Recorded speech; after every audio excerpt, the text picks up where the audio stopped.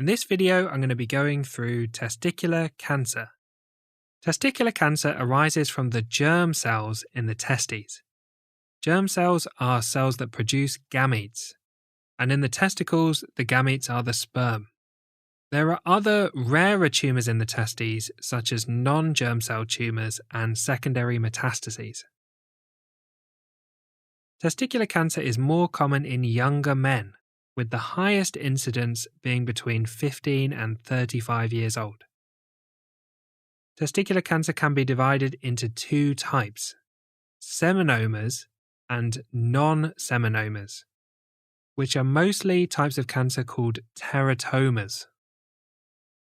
There are 4 risk factors that increase the risk of testicular cancer to remember: undescended testes, male infertility, family history of testicular cancer, and increased height. So taller people are at an increased risk. Let's talk about the presentation. The typical presentation is with a painless lump that's been felt on the testicle.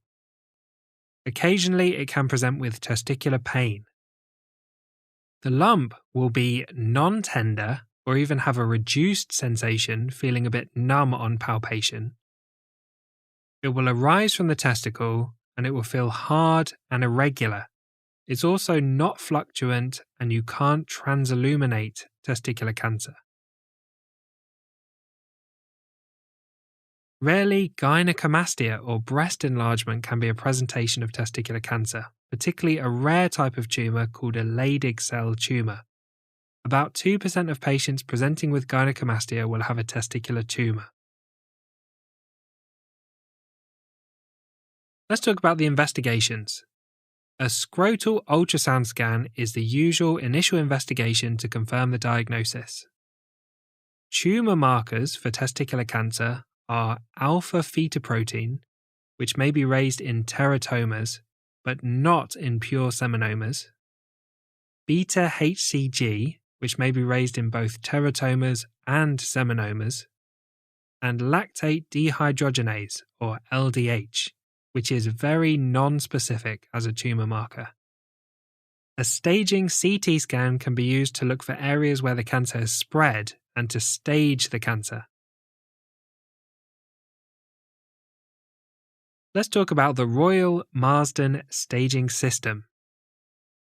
Testicular cancer can be staged with the Royal Marsden staging system. Stage 1 is where it's isolated to the testicle. Stage 2 is where it's spread to the retroperitoneal lymph nodes. Stage 3 is where it's spread to the lymph nodes above the diaphragm. And stage 4 is where it's metastasized to other organs.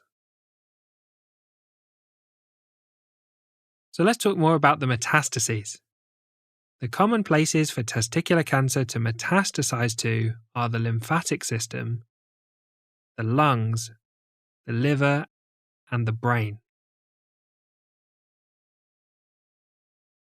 Let's talk about management. Management of any cancer is guided by the Multidisciplinary Team, or MDT, meeting, and this is to decide the best course of action for the individual patient.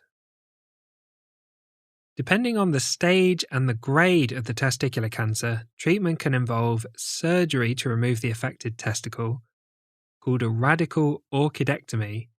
If the testicle is removed, a prosthesis can be put in its place to give a normal appearance and feel to the scrotum. Treatment can also involve chemotherapy, radiotherapy, and sperm banking to save the sperm for future use, as treatment of testicular cancer can cause infertility. Long-term side effects of treatment are particularly significant with testicular cancer, as most patients are young and expected to live many years after treatment. Side effects of treatment include infertility, hypogonadism, and testosterone replacement may be required. Treatment can also cause peripheral neuropathy, hearing loss, lasting kidney, liver, or heart damage, and an increased risk of cancer in the future. Finally, let's talk about the prognosis. The prognosis for early testicular cancer is good, with a greater than 90% cure rate. Metastatic disease is also often curable. Seminomas have a slightly better prognosis than non-seminomas. Patients will require follow-up to monitor for any reoccurrence of the cancer, and this usually involves monitoring the tumour markers, and it may involve imaging such as CT scans or chest X-rays.